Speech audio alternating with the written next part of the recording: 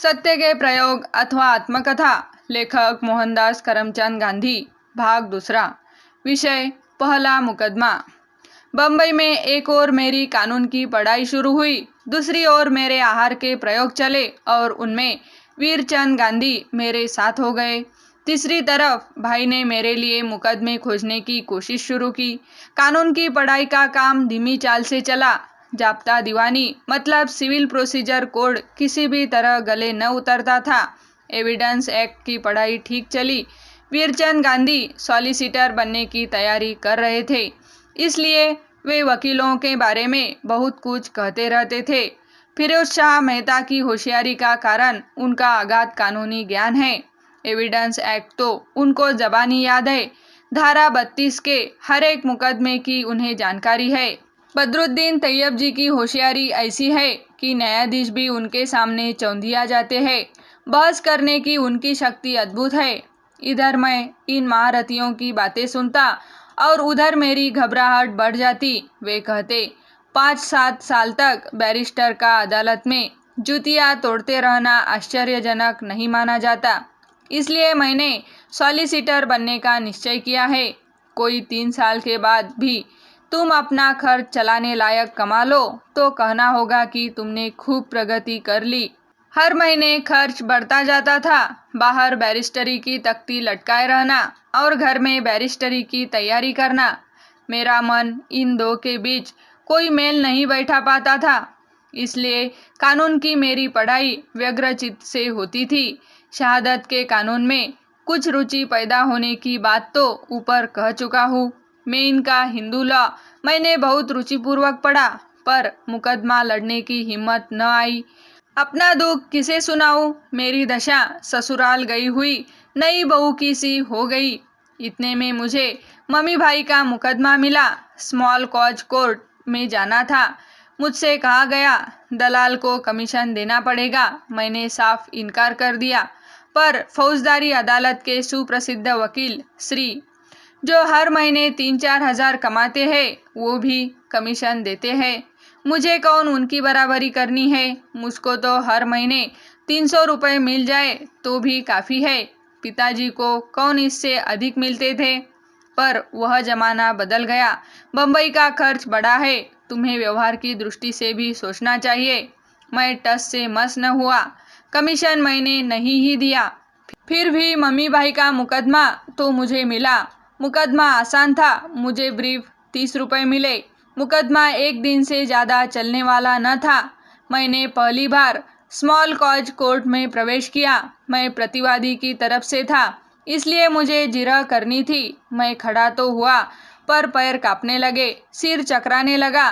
मुझे ऐसा लगा मानो अदालत घूम रही है। सवाल कुछ सूझते ही न थे। जज हंसा होगा, वकीलों को तो मज़ा आया ही होगा, पर मेरी आंखों के सामने तो अंधेरा था। मैं क्या देखता? मैं बैठ गया। दलाल से कहा, मुझसे यह मुकदमा नहीं चल सकेगा, आप पटेल को सौंपिए। मुझे दी हुई फीस वापस ले लीजिए। पटेल को उसी दिन के 51 रुपये देकर वकील किया गया। उनके लिए तो वह बच्चों का खेल था। मैं भागा। मुझे याद नहीं कि मुवक्किल जीता या हारा। मैं शर्माया। मैंने निश्चय किया कि जब तक पूरी हिम्मत न आ जाए कोई मुकदमा न लूँगा, और फिर दक्षिण अफ्रीका जाने तक कभी अदालत में गया ही नहीं। इस निश्चय में कोई शक्ति न थी। ऐसा कौन बेकार बैठा था जो हारने के लिए अपना मुकदमा मुझे देता? इसलिए मैं निश्चय न करता तो भी कोई मुझे अदालत में जाने की तकलीफ देने वाला न था। पर बम्बई में मुझे अभी एक और मुकदमा मिलने वाला था। इस मुकदमे में अर्जी दावा तैयार करना था। एक गरीब मुसलमान की ज़मीन पोरबंदर में जब्त हुई थी। मेरे पिताजी का नाम जानकर वह उनके बैरिस्टर बेटे के पास आया था। मुझे उसका मामला लचर लगा, पर मैंने अर्जी दावा तैयार कर देना कबूल कर लिया। छपाई का खर्च मुवक्किल को देना था। मैंने अर्जी दावा तैयार कर लिया, मित्रों को दिखाया, उन्होंने पास कर दिया और मुझे कुछ कुछ विश्वास हुआ कि मैं अर्जी दावे लिखने लायक तो ज़रूर बन सकूँगा। असल में मैं इस लायक था भी। मेरा काम बढ़ता गया। मुफ्त में अर्जियाँ लिखने का धंधा करता तो अर्जियाँ लिखने का काम तो मिलता, पर उससे दाल रोटी की व्यवस्था कैसे होती। मैंने सोचा कि मैं शिक्षक का काम तो अवश्य ही कर सकता हूँ। मैंने अंग्रेजी का अभ्यास काफ़ी किया था। अतएव मैंने सोचा कि यदि किसी हाईस्कूल में मैट्रिक की कक्षा में अंग्रेजी सिखाने का काम मिल जाए तो कर लूँ। खर्च का गड्ढा कुछ तो भरे। मैंने अखबारों में विज्ञापन पढ़ा, आवश्यकता है अंग्रेजी शिक्षक की, प्रतिदिन 1 घंटे के लिए, वेतन 75 रुपये। यह एक प्रसिद्ध हाईस्कूल का विज्ञापन था। मैंने प्रार्थना पत्र भेजा। मुझे प्रत्यक्ष मिलने की आज्ञा हुई। मैं बड़ी उमंगों के साथ मिलने गया, पर जब आचार्य को पता चला कि मैं बीए नहीं हूँ तो उन्होंने मुझे खेदपूर्वक विदा कर दिया। पर मैंने लंदन की मैट्रिकुलेशन की परीक्षा पास की है। लैटिन मेरी दूसरी भाषा थी। मैंने कहा, सो ठीक है, पर हमें तो ग्रेजुएट की ही आवश्यकता है। मैं लाचार हो गया।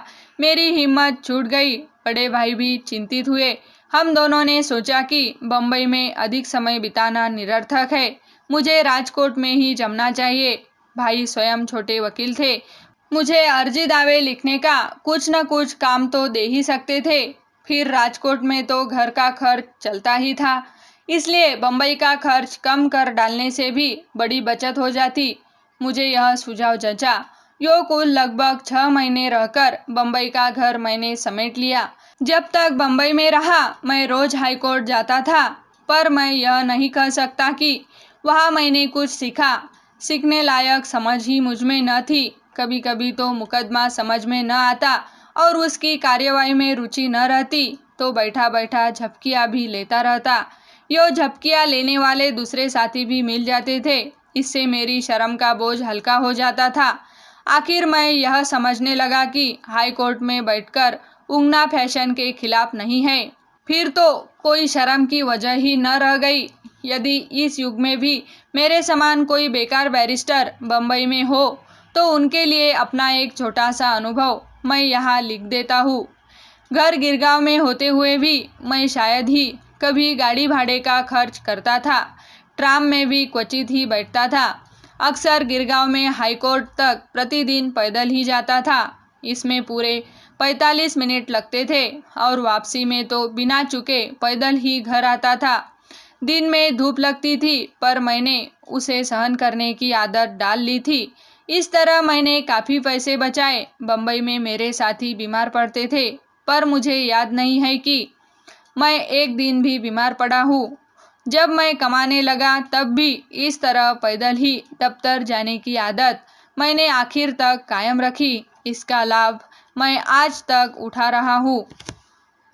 यह प्रयास अच्छा लगे तो चैनल को सब्सक्राइब, लाइक और शेयर करें। धन्यवाद।